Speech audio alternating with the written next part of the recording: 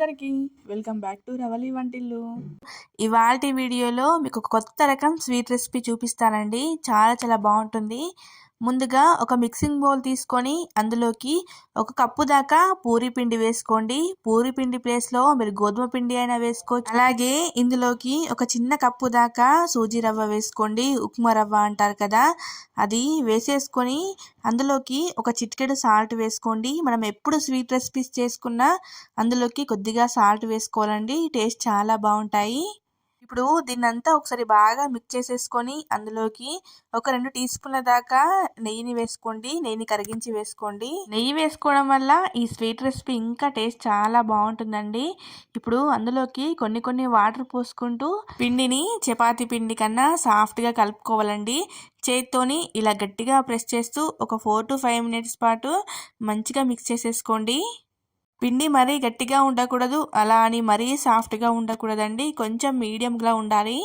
చూడండి, ఇక్కడ వీడియోలో చూపిస్తున్న విధంగా ఇలా ఉండాలి పిండి అనేది. ఇప్పుడు దీనిపైన ఒక మూత పెట్టేసుకొని ఒక 15 నిమిషాల పాటు అలా రెస్ట్ ఇవ్వండి. చక్కగా నానిపోతుందండి. ఇప్పుడు అందులోకి స్టఫింగ్ కోసం స్టవ్ ఆన్ చేసి ప్యాన్ పెట్టుకొని ఒక 2 నుంచి 3 టేబుల్ స్పూన్ల దాకా నెయ్యి వేసుకోండి. నెయ్యి కరిగిన తర్వాత అందులోకి కొన్ని డ్రై ఫ్రూట్స్ వేసుకోండి. డ్రై ఫ్రూట్స్ ఇంతే వేసుకోవాలని ఏం లేదండి, మీకు నచ్చినంత వేసుకోవచ్చు. ఇప్పుడు అందులోకి ఒక 2 చిన్న కప్పుల దాకా కొబ్బరి తురుమును వేసుకోండి. నేను ఇక్కడ ప్యాకెట్ తురుము వాడుతున్నానండి. మీరు కావాలనుకుంటే ఎండు కొబ్బరిని తురిమి కూడా వేసుకోవచ్చు. ఇప్పుడు ఈ ఎండు కొబ్బరి పొడిలో నుంచి పచ్చిదనం వెళ్ళేదాకా ఒక 2 మినిట్స్ పాటు మంచిగా వేపుకోండి. వేపుకున్న తర్వాత అందులోకి టేస్ట్ సరిపడా బెల్లం వేసుకోవాలండి.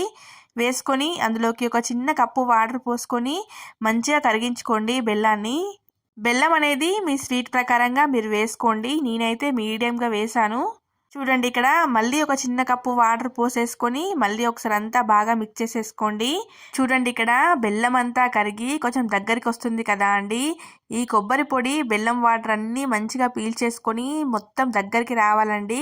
స్టఫింగ్ అంతా మంచిగా దగ్గరికి వచ్చేసరికి ఒక 2 to 3 మినిట్స్ పాటు పడుతుందండి. చూడండి, ఇలా అందులో నుంచి నెయ్యి సపరేట్ అయ్యి ఇలా ప్యాన్ నుంచి సపరేట్ అయ్యి ఇలా మొత్తం అంతా దగ్గరికి వచ్చిన తర్వాత స్టవ్ ఆఫ్ చేసేసుకోండి. చూడండి, ఇప్పుడు పిండి చూడండి చక్కగా నానిపోయింది కదా. మళ్ళీ ఒకసారి గట్టిగా ప్రెస్ చేసేసుకుంటూ మంచిగా కలిపేసుకొని ఇప్పుడు దీన్ని ఎన్నైతే ముద్దలు అవుతాయో అన్ని ముద్దలు చేసేసుకొని పక్కకు పెట్టేసుకోండి. ఈ పిండికైతే నాకైతే 5 ముద్దలు అయ్యాయండి. చూడండి, ఇక్కడ ఒక్కొక్క ముద్దని ఏం క్రాక్స్ లేకుండా మంచిగా నీట్గా ఇలా ముద్దలాగా చేసేసుకొని పక్కకు పెట్టేసుకోండి. అవును, మన వీడియోని ఎవరైనా ఫస్ట్ టైం చూస్తున్నట్లయితే ఛానల్ని సబ్స్క్రైబ్ చేసుకొని మీకు ఈ వీడియో నచ్చితే ఒక లైక్ చేయండి. చూడండి, ఇప్పుడు ఒక్కొక్క ముద్దను తీసుకొని చపాతీ చేసుకుంటాం కదా, ఆ పీటను తీసుకొని దానిపైన కొద్దిగా నెయ్యి కానీ ఆయిల్ కానీ అప్లై చేసేసుకొని పిండిని తీసేసుకొని ఈవెన్గా స్ప్రెడ్ చేసేసుకోండి.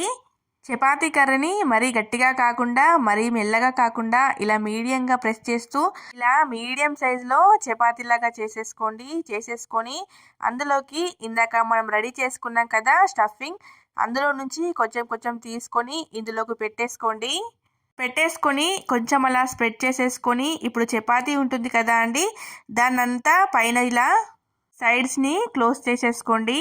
క్లోజ్ చేసుకునేటప్పుడు ఏంటంటే కొంచెం నీట్గా చేసుకోండి. లోపల స్టఫింగ్ అనేది బయటికి రాకుండా నీట్గా చేసేసుకొని మళ్ళీ కొంచెం ఇలా బోర్లించుకొని చేతికి కొద్దిగా ఆయిల్ అప్లై చేసుకొని ఇలా నెమ్మదిగా ప్రెస్ చేస్తూ ఒక మంచి షేప్ వచ్చేలాగా చేసేసుకోండి. చూడండి, నేనైతే ఇక్కడ ఈ షేప్లో చేసుకున్నాను. అలాగే ఇంకొక చపాతీ కూడా చేసుకొని అందులోకి స్టఫింగ్ పెట్టుకొని ఇలా మంచిగా క్లోజ్ చేసుకొని ఇలా ప్రెస్ చేసుకోవడమేనండి.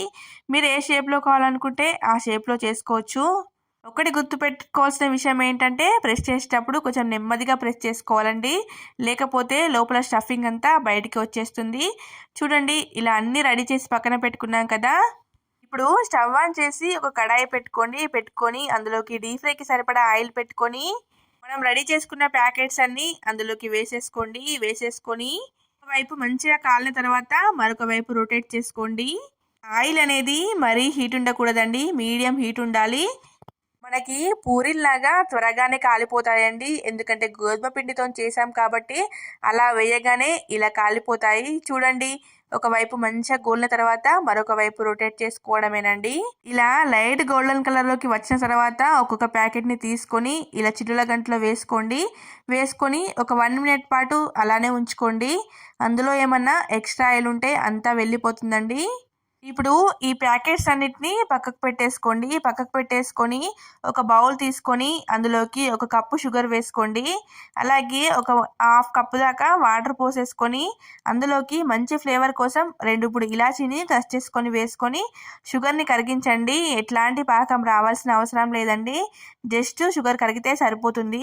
ఇప్పుడు ఇందాక మనం వేయించుకున్న ప్యాకెట్స్ అన్నిటిని ఇందులోకి యాడ్ చేసుకొని ఆ ప్యాకెట్స్ అన్నీ మంచిగా షుగర్ సిరప్ని అబ్జర్వ్ చేసుకునేలా ఒక 1 మినిట్ పాటు అందులో ఉంచేసుకోండి. చూడండి, ఇక్కడ షుగర్ సిరప్ని మంచిగా అబ్జర్వ్ చేసుకొని ఇలా సాఫ్ట్గా అవుతాయండి. అయిన తర్వాత ఒక్కొక్కటిగా తీసుకొని ప్లేట్లోకి పెట్టేసుకోండి. అంతేనండి, రెడీ అయిపోయింది స్వీట్ రెసిపీ. నచ్చిందా? మరి ట్రై చేస్తారు కదా, ట్రై చేసి ఎలా వచ్చిందో చెప్పడం మర్చిపోవద్దు. వీడియో నచ్చితే లైక్ చేసి సబ్స్క్రైబ్ చేసుకోండి.